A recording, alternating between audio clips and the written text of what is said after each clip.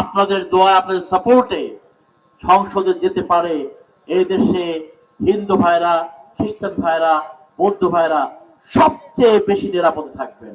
আমি গ্যারান্টি দিচ্ছি, মুসলমানদের মসজিদ যদি পাহারা দিতে না হয়, হিন্দুদের মন্দির এই দেশে পাহারা দিতে হবে না। আমি গ্যারান্টি দিচ্ছি, এই দেশের হিন্দু ভাইরা, অমুসলিম ভাইরা জিজ্ঞাসা করা হয়েছিল যে যদি জামাত ক্ষমতায় যায় তাদের অবস্থা কি হবে। আমরা স্পষ্ট করে বলেছি, মায়ের কোলে শিশু যেমন আদর যত্নে থাকে, আমার দেশের অমুসলিম ভাইয়েরাও সেইভাবে আদর যত্নে থাকবেন। তাদের গায়ে অন্যায় ভাবে কেউ টোকা পর্যন্ত দিতে পারবে না।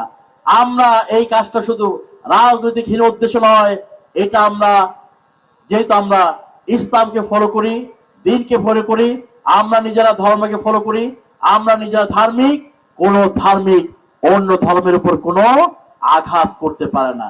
এই জন্য বাংলাদেশের 54 বছর ইতিহাস আপনি দেখুন, আমার কাছে সমস্ত নথি আছে। হিন্দুদের কোন সম্পত্তি কোন কোন আলেম ওলামা জামাত ইসলামী কখনো দখল করে নাই।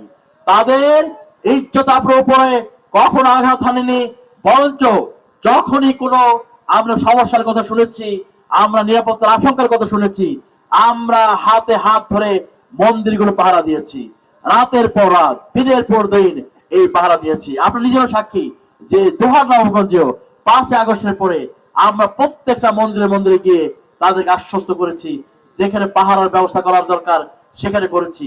এই জন্য আপনাদেরকে গ্যারান্টি দিচ্ছি, যারা অতীতে আপনাদেরকে দাবার গুটি হিসেবে ব্যবহার করেছে, রাজনৈতিক গুটি হিসেবে ব্যবহার করেছে, তারা সংখ্যালঘু কার্ড ব্যবহার করে শুধুমাত্র ক্ষমতায় যাওয়ার জন্য মিথ্যা আবেগকে অপপ্রচার দিয়ে আপনাদের বিভ্রান্ত করে আমাদের বিরুদ্ধে অনেক অপপ্রচার চালিয়েছে।